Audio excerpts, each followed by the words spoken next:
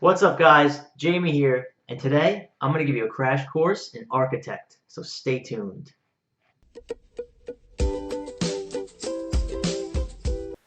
All right, so today I'm going to be giving you guys a crash course in Architect.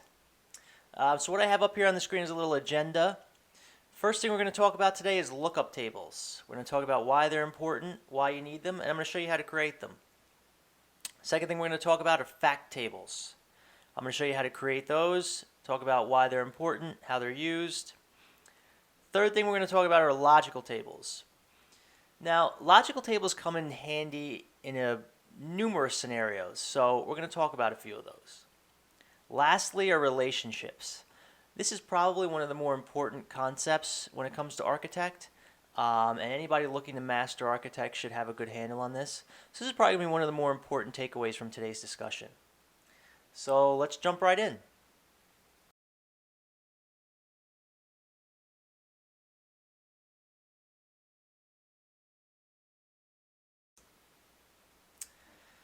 All right, so lookup tables.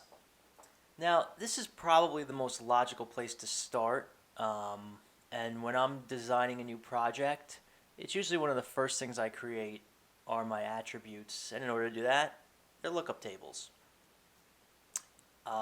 So let's go ahead and I have a new report here on the screen. Let's go ahead and add an attribute. So we will add product, we'll add item. Okay, now let's go ahead and run this report. Now, here you can see this is the item's description. So this is just a simple report with item on there, and you can see this is all of our items. I'll go ahead and add the ID, right? So this is the item ID, the item number, and then the item's description. Now these come from, all this information comes from that item's lookup table. You can think of it like the home base for an attribute.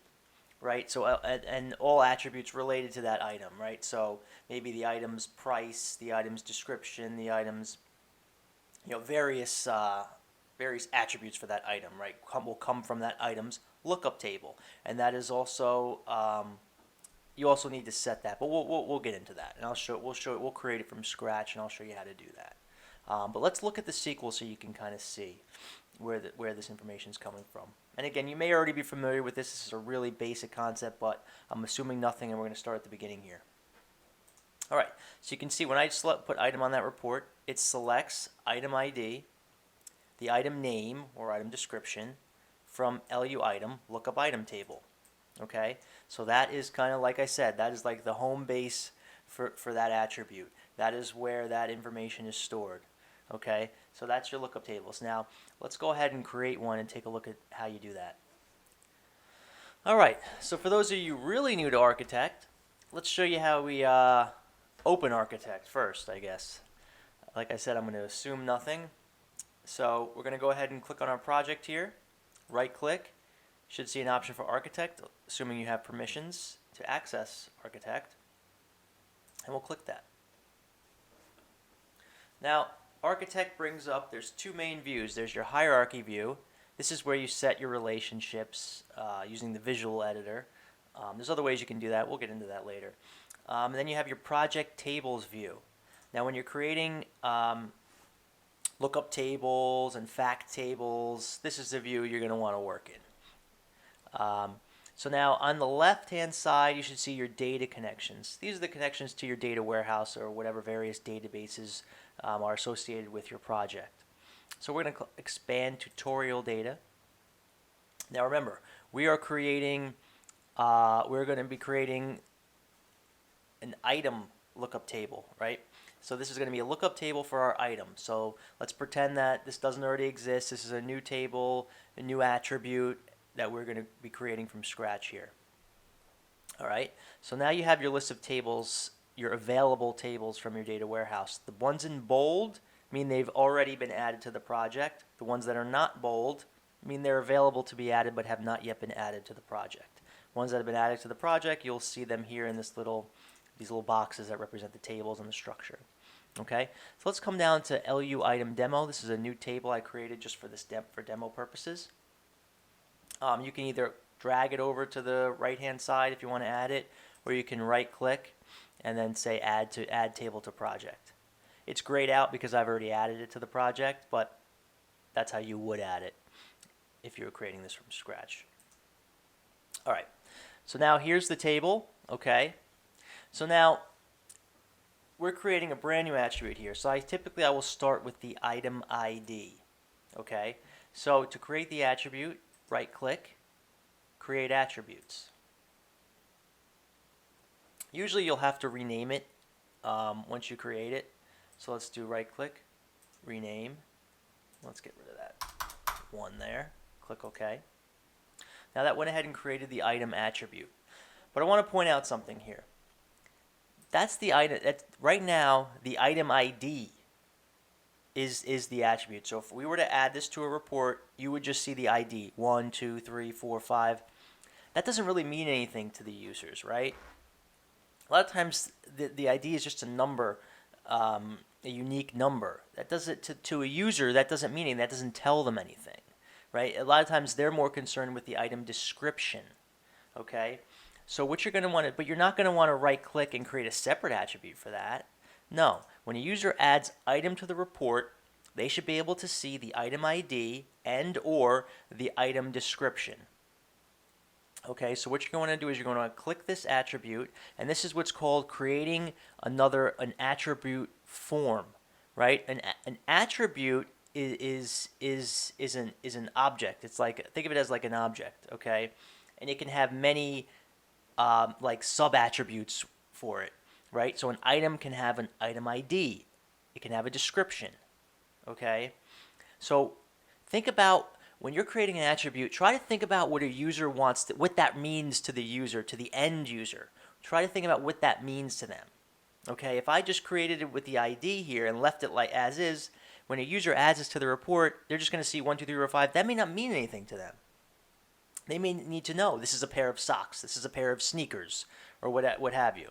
Okay, but you don't want to create this as a separate attribute. You can go and right click, create attribute, and then you can have a separate attribute that says item ID. We can rename this to item ID, okay? And then we can create another attribute that says item description, and then you can have users add them separately. If you wanted to do that, you can do that. But a more sensible thing to do in this case would be to create an attribute form, okay? So that both the ID and the description are part of the same attribute. They're in the same object, okay? So in order to do that, all you got to do is click this, drag it down to the item right here over this little icon, and that's it. And now that description is a part of this attribute. It's another form, another attribute form. So now the ID and the description are both a part of this attribute. So when this is added to a report, they can see both or none, or one or both of these. Okay. Now, you might say a user doesn't really ever want to see the item ID. Okay. They may only care about the description. You still need the ID there, right? Because it needs to know how to join to the various tables, and we'll go into that later. But it needs the ID. That's the unique key for this item. Okay. So you do need that there. But they may not want to see it on a report. It may not mean anything to them. Or they may not want to see it by default, I should say, on a report. So let's go ahead and change that. So click on the item, come over here to the right, and you'll see there's various options here. Okay? So if you come down here, use as report form, use as browse form. So let's talk about what these mean.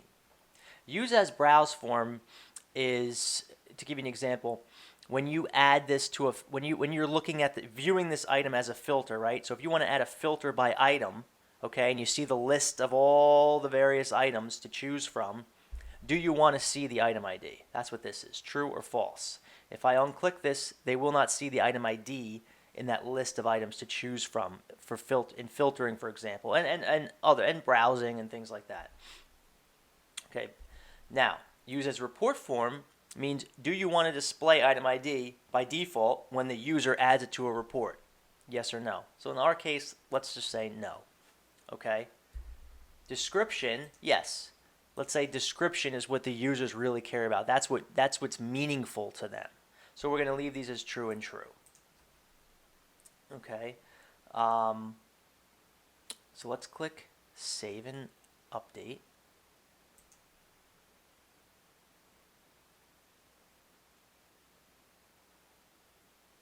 Update.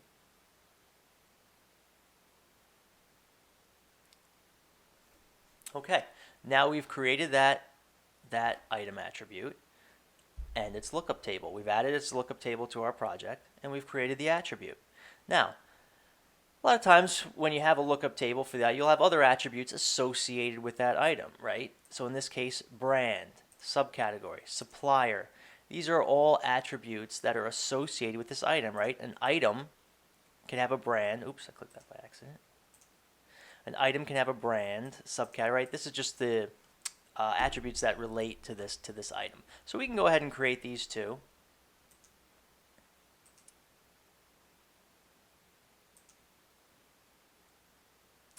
Actually, no, we don't want to do that. We're going to want to map these in later. Let's delete that. All right, so let's save and close this.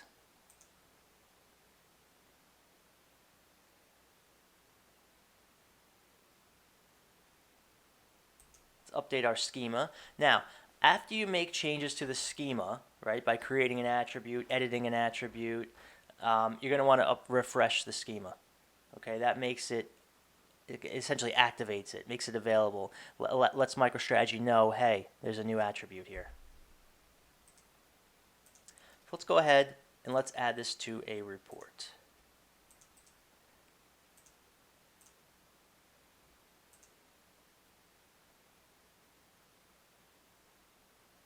So let's go ahead and browse for attributes. Now, you'll notice when you create an attribute by default, it adds it to the root of the attributes folder. So you may want to go ahead and move this into the products folder or whatever folder makes sense based on the attribute. But just FYI, it will add them. It will create them directly in the root folder, which 9 times out of 10 you don't want. What all you gotta do is go ahead and move that. Very simple. Just you should be aware of it, of where it's being created when you create that in Architect. So let's go ahead and add this to the report.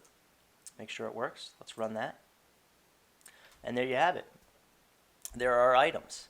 Now, as you'll note, as you see here, you don't see the item ID, right? You just see these descriptions. Those were those checkboxes we unchecked in Architect.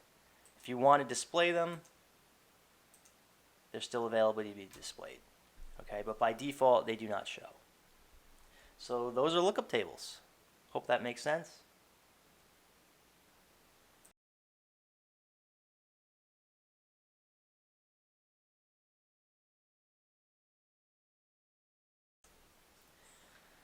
All right, now let's talk about fact tables. What are they? Well, fact tables are tables that contain metrics, essentially. They contain facts. They contain usually numerical, okay? Those are fact tables. Now, to create a fact table, you do that in the same fashion that we did with the lookup table. You'd come down to your list of tables here on the left. You would go down and find your fact table, and you could right-click, Add Table to Project. Okay, I've already done that. So now keep in mind, these are just example tables I created. They don't represent real-world fact or lookup tables. They're just examples to show you the mechanics of how to do this stuff. Okay, so we have a table here, LU item fact demo. Okay, this is an item fact table, and this contains facts or numerical data associated with our items. Okay, now these are two separate tables. Okay, when MicroStrategy creates reports, it needs to join these tables together, right? MicroStrategy is essentially a SQL generator, right? It creates queries to build these reports. So you'll notice we have to relate these tables. This is our item fact table. We have to relate this to item. Now you'll notice item ID here. Now instinctively you might think, oh, okay, we did this before. Just go create attribute item, and then it can link it, right? No. What you want to do is you want to come over here to item, to the lookup table. You want to right-click, edit. You can just cancel out of this. Okay, and then in your source tables, and again, it just goes by column name here, right? So all these tables you see, they all have the column name item underscore ID. That's how it produces this list of tables. It's as simple as that. It just goes by the column name, okay? So you'll come down here, and you'll see here's our LU item fact demo. You check that box, click OK, and it appeared on our table. So now we have successfully mapped our item to our item fact table, to our fact table that contains our facts. Okay. Now, let's go ahead and create our facts. And to simply do that, you right click, create facts. Sometimes you'll have to rename them, sometimes not. In this case, we'll just leave it as is. Now we want to create our unit cost fact, right click, and create facts. And now we've created our facts. And we've mapped our item to our item fact table. So now MicroStrategy can join to this table and pull these metrics, or these facts, based on item number. Now, the one thing I also want to point out here is, what if the column name item underscore ID was not the same in our fact table? What if it was different? What if the lookup table was item underscore ID, but let's say the fact table was just item? How would you do that? How would you map this item attribute to this table? Let's go ahead and look at that. You'd still come over here, you'd right click, you'd edit, cancel out of here, okay?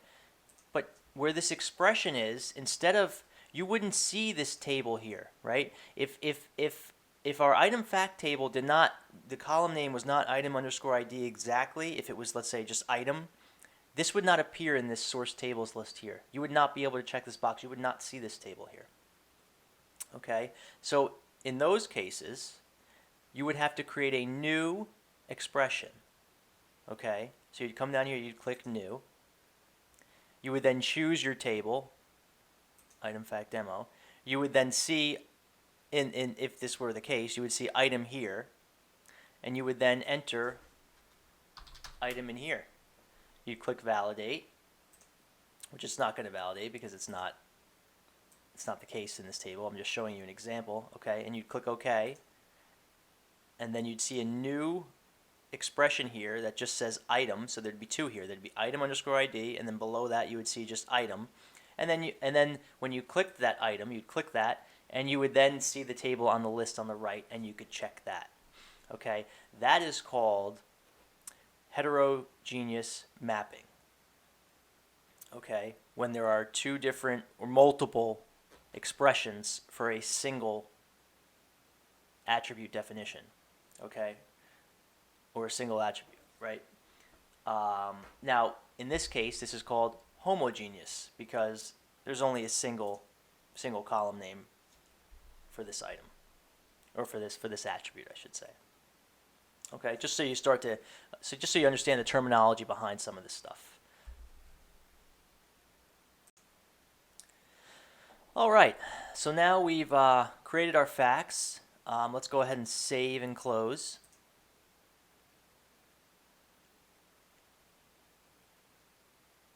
Then we'll update our schema here. And now let's go find our facts. Now, same as the case with attributes, it puts it right in the root of our fact table, of our fact folder here. So you may want to move that to another folder. I'll move it into the Architect demo folder. And there you have it. Here, these are our facts we just created. Now, the next logical step here would be to create metrics that go over these facts, right? Your users can't use facts directly. They use them as metrics, okay? Facts are the mapping to our table, but we want to put some type of aggregation around them, right? A sum, an average. So to do that, we create metrics based on these facts. So let's go ahead and do that. It's pretty simple. We'll go ahead and go into our public objects, go into our metrics. We'll go into Architect Demo. And we'll come in here and we'll create a new metric. Right click, new metric. Okay. And let's browse to the facts folder should be showed by default. Browse to our architect demo. And we'll drag unit cost over. By default, it's a sum. For cost, that makes sense. You want to see, total cost, that's fine. Sum up your cost. Go ahead and click save. We'll call this unit cost. Okay, now let's create another metric over the other fact we created. New metric, click OK. Let's click into the folder we put it in. Let's drag over unit price. Now, price, you typically don't want to sum up a price. That doesn't really make sense. Usually you're taking price times units or something like that, or you just want to display it. It typically doesn't make sense to sum up a price. So maybe you want to click min, max, maybe average price would make sense. Let's assume average price here. Okay, so let's save and close that. Call it average price. And there you have it. We can now use these metrics that are using the facts we created inside reports along with our item attribute, and we can build reports off of what we just did. And actually, let's go ahead and do that. Let's create a report based on our new attributes and facts. So we'll click New Report, and create a blank report. All right, let's come down and select Attributes. Let's use our item that we still left in the root directory. Okay, let's go Public Objects. Let's go Metrics, Architect Demo, and we'll select the average price metric. And let's go ahead and run that. And there you have it. There's our items, and there's the average price, which in this case should just be the price because it's it's just the items. There's only one price per item, of course. But there you have it. We just successfully created a lookup table for our item attribute. We mapped that to a fact table, created our facts, created our metrics on top of those facts, and then created a report using that attribute and those metrics. Now, the only other thing I want to show you here is how the SQL works. So let's take a look at the SQL, what that's doing behind the scenes here, so you can actually see. Let's look at these tables accessed here. Okay, so here's our item lookup table, and here's our item fact table. So now if you look at the SQL here, the first step, what it does is it just creates a temporary table with our item and the average price. Okay, so this is basically all coming from our item fact table, right? That's where unit price is. And then it takes our lookup table, okay, and joins that to our fact table, which is actually now this temporary table, based on the item ID. And it does that based on the fact that we mapped our item from the lookup table, we mapped it to our fact table. And that's how, and that gives MicroStrategy the ability to generate this SQL and hence our report.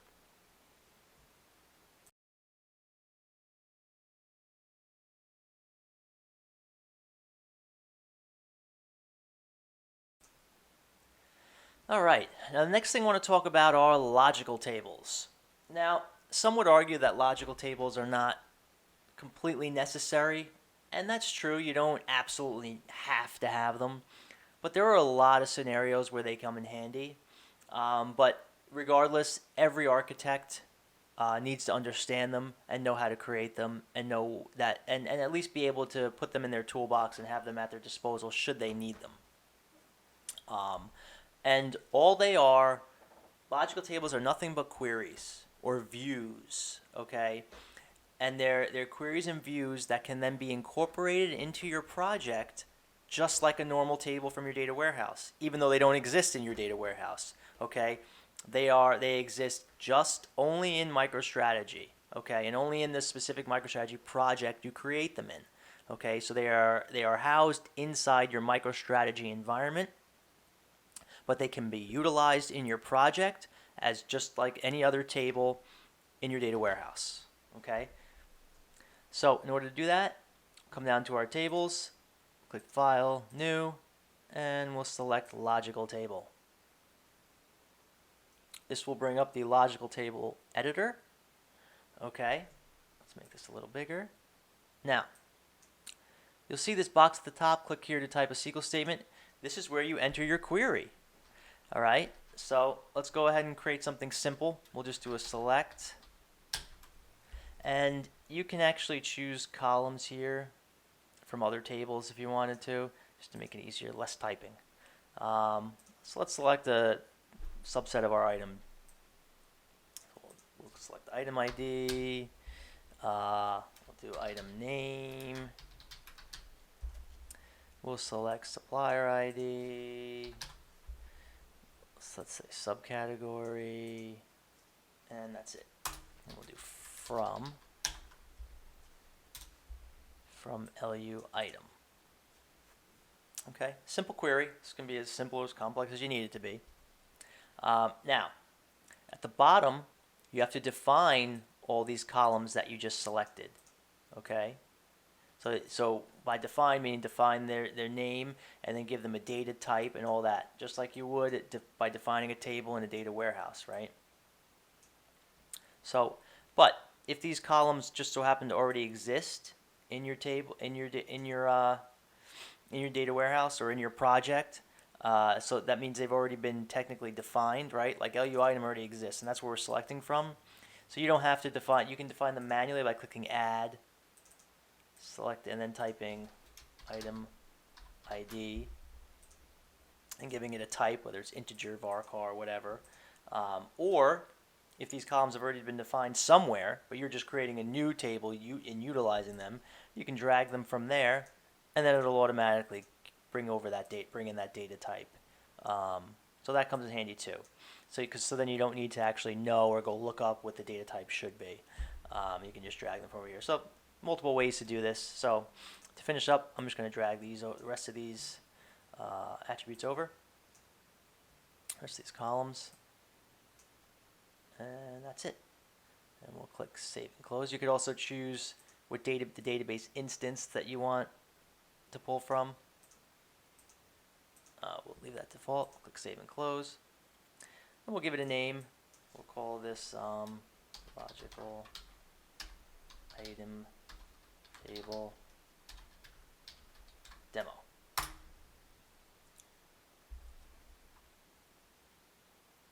Okay. Now that that's saved, let's go into Architect and add that to our project.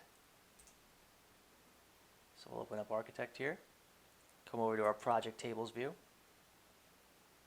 We'll expand our tutorial data, even though we actually don't need to do that because it's a logical table.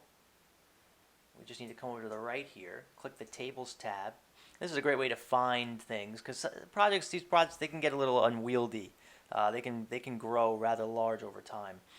So I use these little drop downs on the right to find things. So let's go ahead and find our Logical Item Table Demo. Here it is. Click that, and it should automatically bring it in view for you.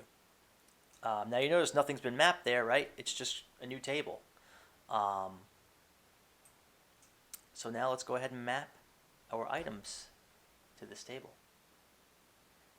or our attributes to this table, I should say. So again, we can go here and search. Let's find our item, because we're mapping item ID.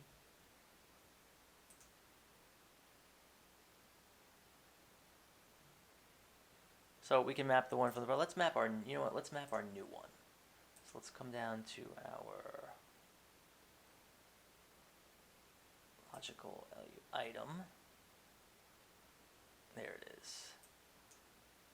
Oh, wrong table. Let's come down to our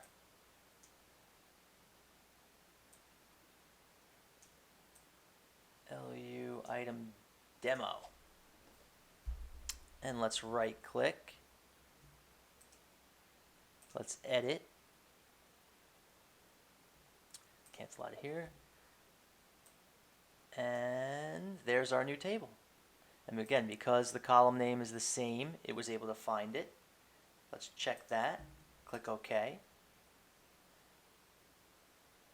Now let's go back to our table. Let's make sure that's been mapped properly. Logical item table demo, that was our new table. And there you have it. We've mapped item now to our new logical table.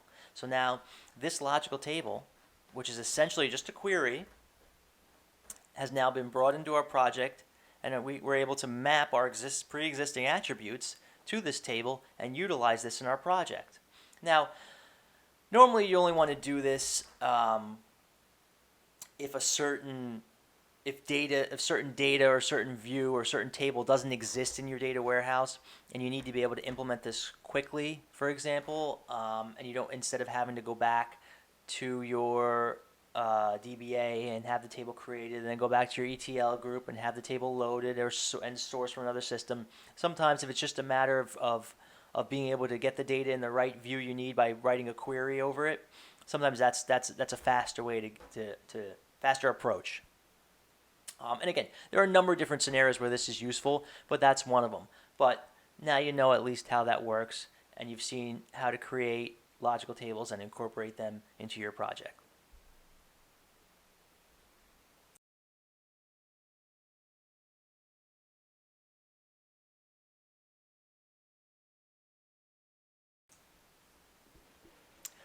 All right, let's talk about relationships. Now, like I said in the beginning of this video, relationships are very important.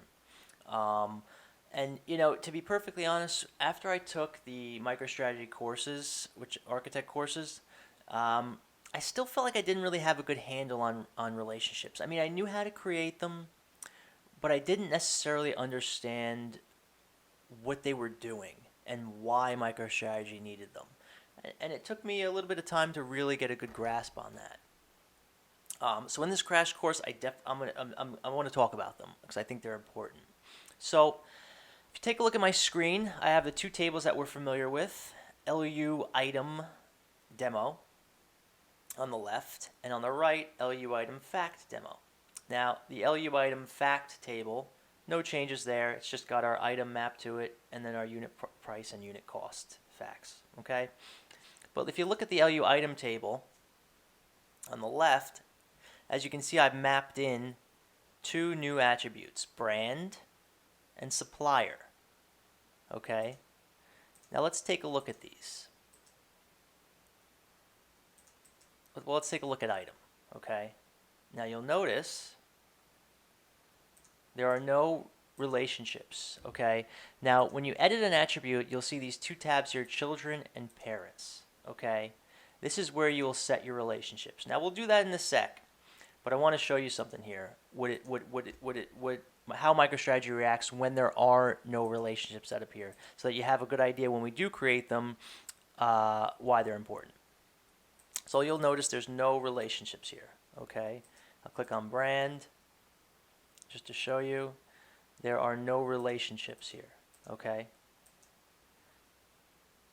So let's close this. Now let's open this report here. I've created a couple different reports to demonstrate this. Okay, so on this report, I have a filter on supplier. Okay, so when I want suppliers where the supplier ID is 101. Okay, and on my report template, I want to display item and brand. Okay, no problem. And then the unit cost and the price. Okay, simple, very simple. I just have a report with a filter and a couple attributes. That's it. So now when I run this, this is going to show you what the report should look like. Okay, now as you might imagine, item is the key, right? Items are unique. They're all unique. But a brand can have many items, right? Typically a brand or a supplier, they'll both supply many items, okay? But an item can only have one brand, and an item can only be produced by one supplier. Now, in the real world, that's not true. Items can be produced by many. But in this case, let's just say, an item, for our purposes, an item can only be produced by one supplier, right? And then only have one brand, right? So that's what you call a one-to-many relationship, okay?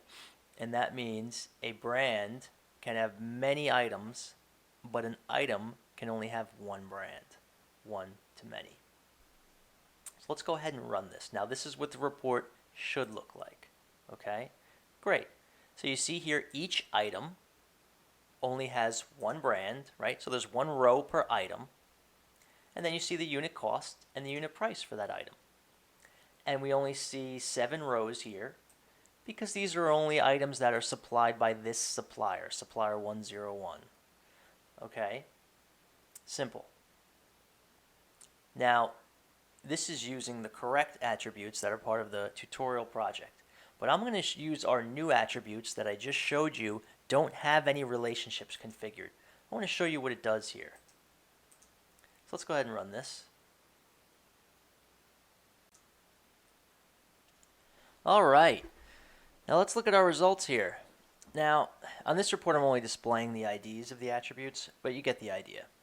Now, look at this. For each item, there are multiple brands, and it's repeating the cost and the price. But let's go back to our original report that we know is correct. As you can see, for each item only has a single brand and a single cost and a single price, and that makes sense. So what's going on here? Well, let's take a look at the SQL and see what it's doing. Okay, so looking at our SQL here, let's see what's happening. All right, so you can see select item, brand, cost, and price, okay, from our fact table and our lookup table, our item lookup table, okay. But look down here where our brand, our supplier, I'm sorry, is 101. Okay, so this exists statement here is how it's filtering for our suppliers. Okay, but you'll notice in this where clause you see these exist statements here, but you don't see a join. So it's not joining these tables.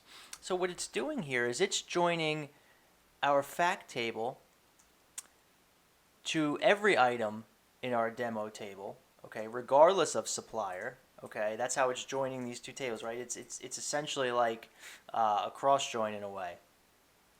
Okay, but the reason why we're not getting every supplier is because it does have this exist statement down here where it's saying, okay, only give me suppliers that or have the ID 101. Okay,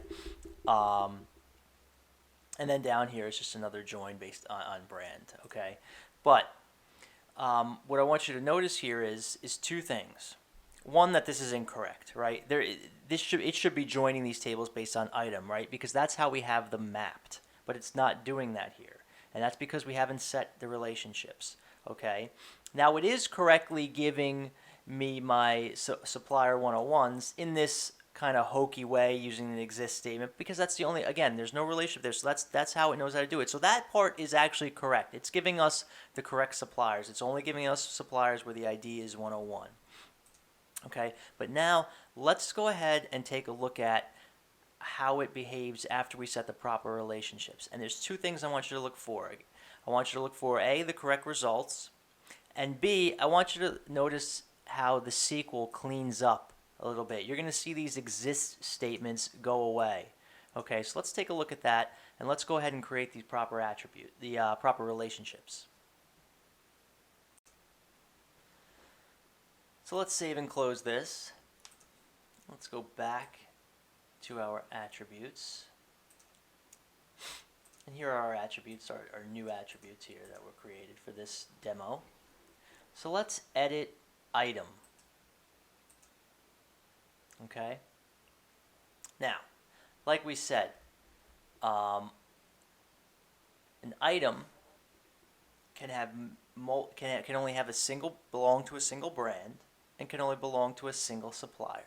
Okay, but a supplier and a brand can have many items. Okay, so item is the child here. Okay, the parents are supplier and brand. So let's go ahead and add them. So we'll add supplier, we'll add brand, click OK. Now you can see the relationship type is many to one.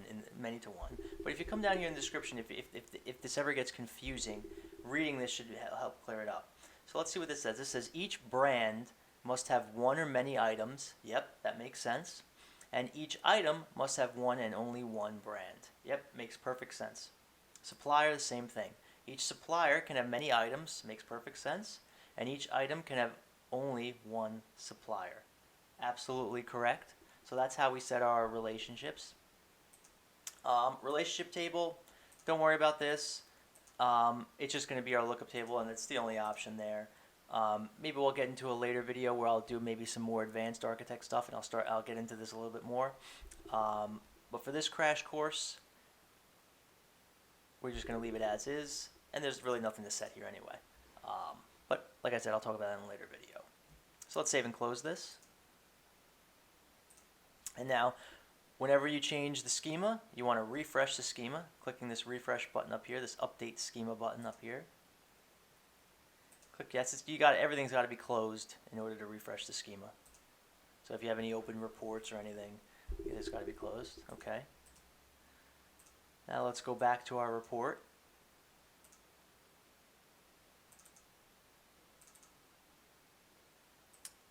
And let's run that. Now, first thing, let's start with our SQL here this time. Look how much cleaner this is. So select item brand, unit cost, item brand, unit cost, unit price from our fact table and our attribute table where item ID equals item ID. So now you see the proper join. Okay, you see it joining based on item, exactly the way we mapped it, because now we've set the relationships. So it knows, oh, okay, my items can only have one brand, okay? You can only have one supplier, right? So, okay, I can join based on item to get my brand up here, okay? And to get my supplier, and now you see a clear, clean cut, so where supplier ID is equal to 101.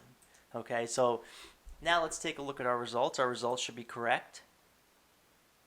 We should only see 7 rows, and that is true. Indeed, we only see 7 rows. We see one brand per item, and that's exactly the results we expected. So now you can see how the results have been corrected, and the SQL has actually been cleaned up as well, because now we've informed MicroStrategy how to get these attributes. And really what we've done here is we've told MicroStrategy how to go from our fact table to our lookup tables to get access to the attributes it needs to build a report, whether that be to put them in the template or whether that to be to utilize them in the filter. So hopefully that's clear and that makes sense. Alright, so that'll do it. This is a new channel. Please don't forget to like, subscribe, hit the bell. I got a couple cool things coming up, SDK and predictive analytics with MicroStrategy. Check me out on jamestechtips.com for more BI related content, and thanks for watching.